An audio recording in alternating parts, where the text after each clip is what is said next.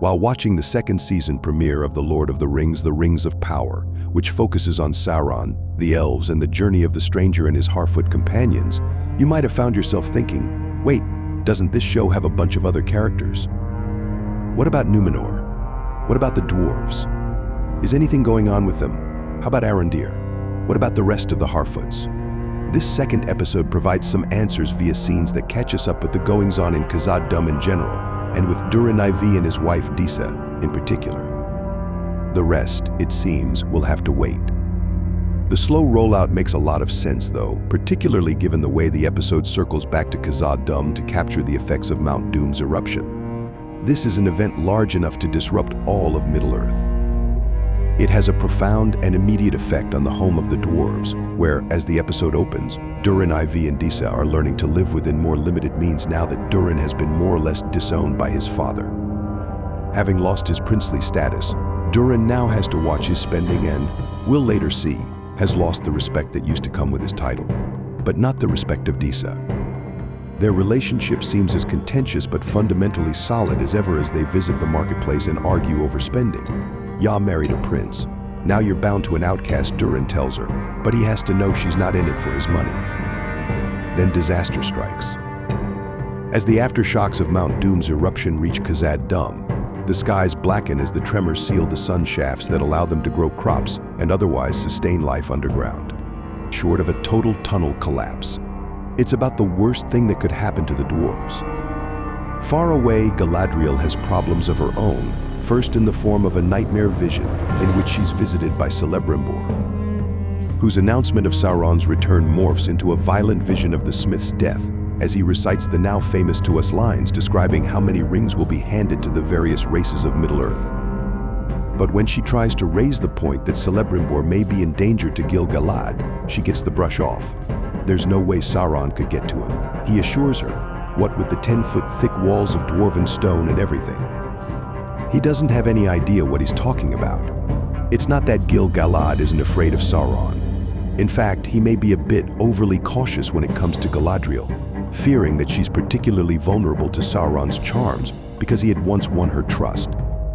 But even though he, like Galadriel, has been prone to ominous visions since putting on his ring, Gil-galad can't imagine that a being as powerful as Sauron could be dressed as a humble traveler who's just kind of hanging out, waiting for Celebrimbor to invite him up as he attempts to win the pity of Merdania Amelia Kenworthy, Celebrimbor's assistant.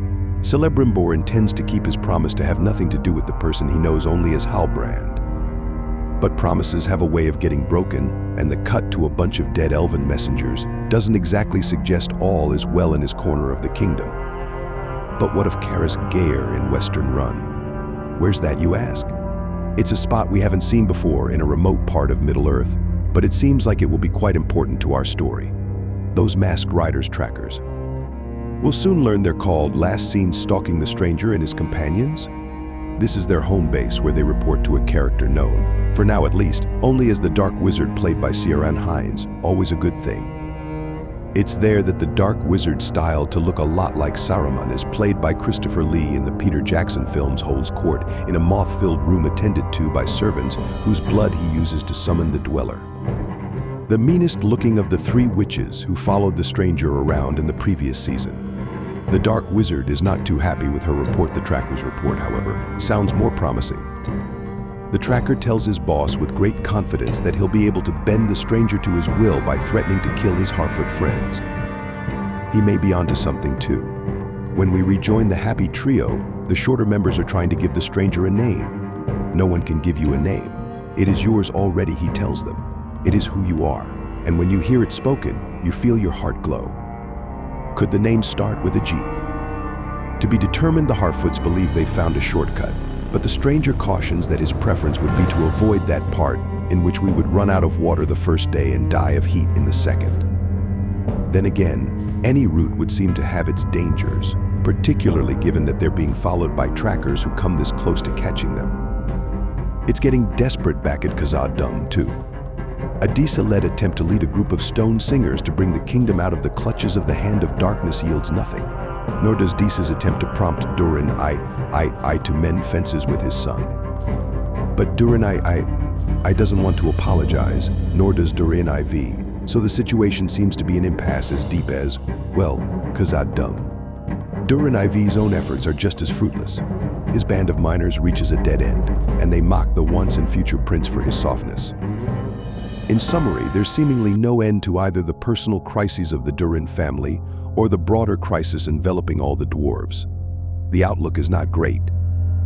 Nor is it terrific for Galadriel, who brings her woes to Elrond only to find that he shares Gil-galad's misgivings about her past friendship with the person she did not know was Sauron.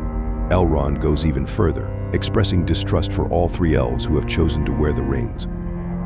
That doesn't stop him from bringing his problems to Círdan, who tells him he should fear the powers of the rings but needs to open your eyes and guide them before the darkness spreads across Middle-earth and blinds us all.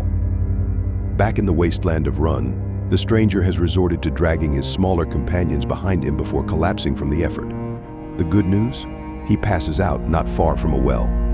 The bad news? That well is attached to a bell that attracts the trackers shortly after the stranger reawakens. Events then unfold at a rapid clip. The stranger finds a staff that resembles the one from his dream. The trackers arrive, and, after a short confrontation, a fight breaks out. Though the staff initially seems to offer a powerful defense against the stranger's enemies, the storm it summons spins out of control, destroying the staff and whisking the Harfoots away to parts unknown. R.I.P.? Probably not, but it doesn't look good for the little ones. A different sort of unpromising development unfolds in the lab of Celebrimbor. The smith has invented a new sort of creation using a sliver of mithril and left Sauron out in the rain, as well he should. Then, after threatening to remove the visitor by force, Celebrimbor makes the mistake of letting him talk. By teasing the smith with information about the rings and playing on Celebrimbor's ego and grievances, Sauron worms his way back into Celebrimbor's good graces. Then he keeps going, describing himself as a kind of angel sent to bring guidance to the ears of the wise and promising to bring knowledge none other possesses. He also has a request. How about making some of those rings for humans? Sure, they're flawed, but if Celebrimbor plays his cards right, he will be forever revered as the Lord of the Rings. Hey, that sounds familiar. As for Sauron, he'll be a partner, a role that requires both a new hairstyle and a new name, Anatar. As the episode draws to a close, it looks like a lot of others will soon be encountering Celebrimbor and presumably learning of his new partnership. Elrond and Galadriel are headed his way, with Elrond serving as the expedition's leader, much to Galadriel's chagrin, and Durin has received an invitation to head that way too, with other dwarves in tow. This may not end well.